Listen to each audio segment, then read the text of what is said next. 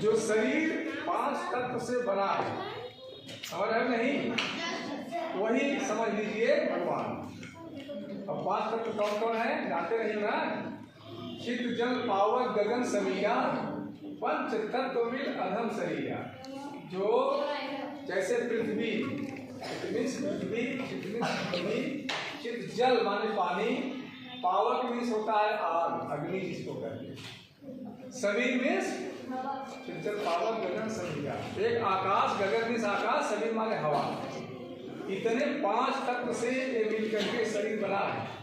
अगर 5 तत्व में एक भी का शरीर नहीं रहेगा तो कोई जिंदा नहीं रहेगा।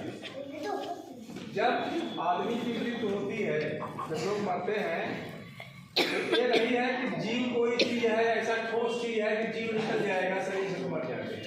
वही 5 तत्व जो है वही शरीर से निकल जाते हैं।